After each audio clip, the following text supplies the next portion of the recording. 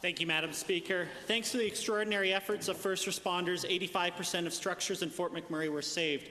Unfortunately, that was not the case for all of the town, but Albertans are resilient, and similar to Slave Lake in 2011 and Calgary in 2013, we will rebuild. Much of the work that needs to be done revolves around cleanup, rebuilding, and long-term recovery. My question is to the Minister of Municipal Affairs. Have provincial contracts been awarded yet for the cleanup, rebuild, and recovery efforts in Fort McMurray? Honourable Member Minister of Municipal Affairs.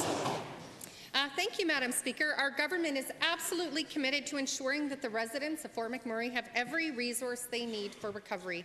The work on cleanup and rebuilding has not started yet, and no provincial contracts have been awarded for disaster recovery efforts. We are committed to using local contractors, and as we shift our priorities toward Fort McMurray's long-term recovery, we are amassing a database of local contractors with whom to partner with. Thank you to the Minister. Madam Speaker, given that as of late I have heard there have been an increase in heavy equipment being shipped towards Fort McMurray through Highway 8, could the Minister elaborate on what kinds of equipment is travelling up Highway 8 and what the purpose is? Honourable Minister.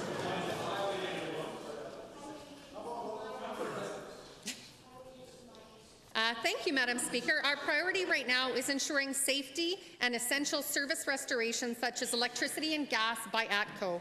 The heavy equipment going up Highway 63 and 881 is related to these essential services and operations for the oil sands. Oil sands operations play a vital part in our provincial and federal economies, and we are focused on ensuring our energy industry has the tools it needs to return to full capacity.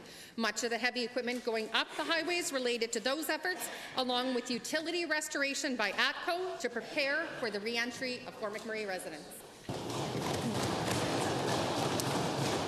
Thank you, Madam Speaker. Given that it would be beneficial to work with local contractors who are familiar with the region, when choosing contractors for the cleanup, rebuild and recovery, how will you ensure that local contractors will be prioritized when issuing provincial contracts?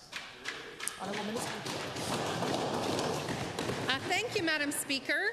I want to reassure all local contractors in the region they have not missed out on anything. There will be local contractors working on rebuilding Fort McMurray, but as of today, no provincial contracts have been awarded for recovery.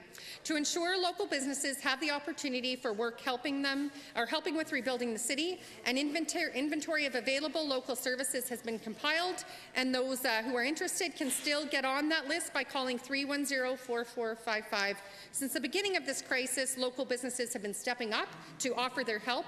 All of those offers have been compiled for the Regional Operations Centre, and the Provincial Operations Centre has been contacting every vendor who offered support.